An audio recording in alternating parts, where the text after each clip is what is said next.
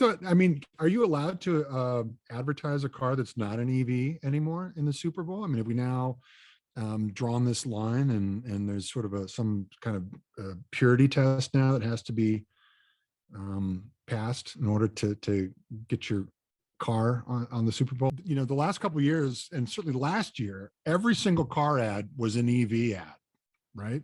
And we learned that from our guest from our last episode, Chuck Meehan. I hadn't really known that and or realized that. And so this year I was like, every car ad's going to be an EV ad. And I was not wrong. I was not let down. The one that I wasn't sure about was, for about a microsecond, was the ad for Jeep and the series of different Jeep products that they were showcasing in sort of this, I don't know, sort of Alice in Wonderland zoo-like, kaleidoscopic, rainbowy. yeah, exactly, sort of montagey environment. And I'm like, that's an EV ad. I mean, I just knew it was an EV ad before I knew it was an EV ad. They didn't tell you till the very end of it, but I don't know. What did you think? You say that. I mean, when I saw those colors coming on, and it was for Jeep and all the animals' heads, and I mean, it was very, Weird. I did not know that it was for an EV right away. It makes sense to me that it's for an EV. I saw it as a play for Jeep to appeal to females. It just felt very female focused to me. Anyway, what else we got? What else did we miss? Well, there was a big one that everyone seems to be talking about, and it's funny because all my non-ad friends told me how much they loved it, and then when I listen to ad people speak about it, I hear how much they hated it, and I fall more into the ad people group, and that is the one for the Dodge Ram truck that was all about premature electrification. And I'll tell you why I hated it. I mean, I hated it because, first of all, the idea of doing an ad based on something for the drug companies, you know, like spoofing the drug company ads and like talking about some fake drug that has been done to death. I've seen it. I thought about it. I would not, if I ever proposed it, I would smack myself for proposing it because it's just been done. Now, throw in the fact that there's a penis joke. I'm already like, how easy does it have to be? I get it. Super Bowl audience, lots of dudes, everyone loves a good penis joke, but I just, I don't need that. And then my biggest issue with it is something I read online, which is the last thing in the world that the EV world right now needs is casting doubt on range. That's not going to be an issue. People are going to get over that. That's a Ram to come out and say, you should be worried about all the EVs that are out there now, but not the one that we have coming, I think is an irresponsible move to the industry writ large. That's my opinion. Well, I'm inclined to agree about the sort of the lowbrow nature of that kind of satire, satirizing another form, okay, another TV form. This is satirizing the actual form, and there's just something about that kind of approach that feels a little bit lame, like there's not a lot of effort going into it.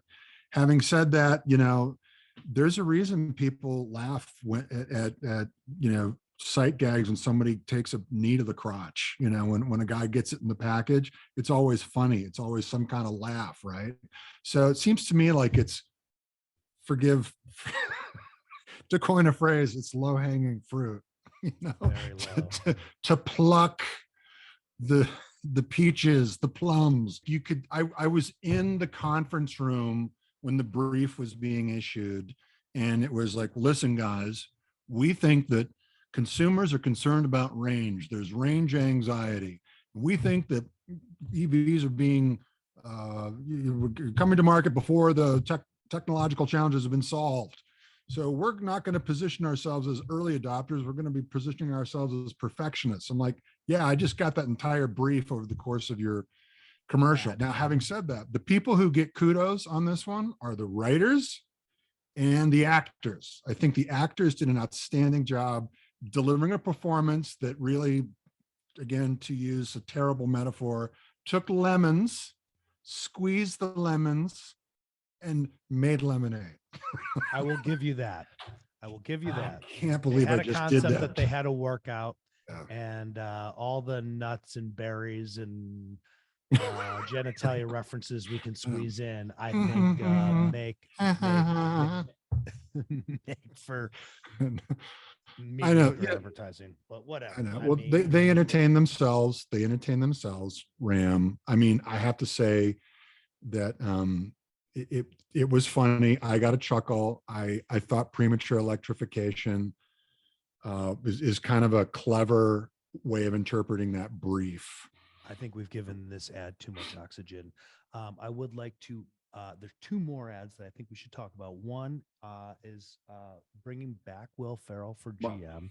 yes. I thought, the No Way Norway spot was really inspired and genius, and Will Yeah. Ferrell was hilarious, and it was Yeah. wonderful. I thought this was Anchorman 2. smart. Yeah, I thought it was a smart business play by Netflix and GM to team up and say, hey, we're going to put all electric vehicles in all of our original productions, and we're going to come out. And by the way, I think it makes GM look so much cooler than they've ever looked before to be partnered with Netflix. That alone, Yeah. like, I just think is good for their rep. I just feel like it's fuel. It's going to be fuel to the the conservative detractors who believe that hippies, environmentalists, and Hollywood are forming this elite cabal. There they go again, environmentalists and Hollywood elites. Netflix. I mean, which That's doesn't really probably true. reflect reality, because we all know that the penetration of electric vehicles, cars and light duty trucks, is less than 3.5% of the marketplace. And Need to hit the so masses. to me, I'm just waiting for Marjorie Taylor Greene to latch onto this one and start, talking shit about it. But that's that shouldn't dissuade GM from partnering with Netflix. I agree. I'm just telling you, just come back to me in a year and see what happens. I think you have a brilliant insight on that. I don't think that the average Joe is going to appreciate a Netflix partnership quite like I did. But and I'm an average Joe, but Well, the final one that I think we slightly should above talk average. about Yep. is thanks. Is the Uber One membership thing that they got going. And Yep. the reason I want to bring this up is I think it's the actual opposite of what you were saying with the Dodge Ram. You saw that brief while you were watching the ad. You knew what their strategy was while Yep. you were watching the ad. I think the problem with so many ads on TV these days, and especially at the Super Bowl, is they have no strategy. And I'm always like, well, what are they trying to tell me other than just entertain me? I think the Uber Yep. One thing is a perfect example of that. I had no idea what they were trying to tell me, but I was wildly entertained throughout. They did. Why don't you remind, job.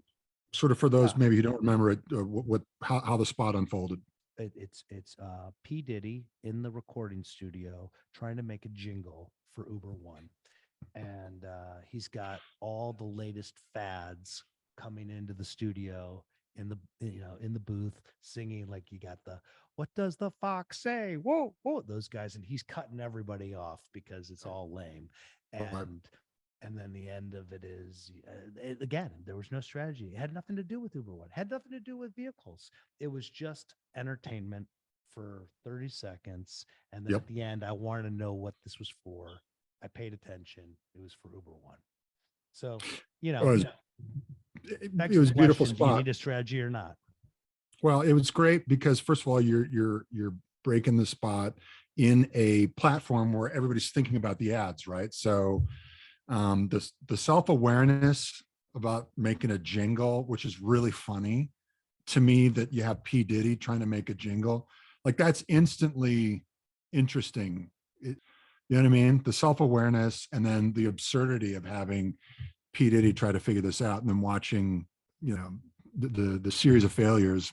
It also looked really good. It was a fun spot. So I agree. And what's cool, and we need to spend more time on this on Yonder Boys, is just the ride sharing concept, and actually promoting that on the Super Bowl. I mean, huge. I mean, that's really, really interesting. So we should probably delve into that in a future episode.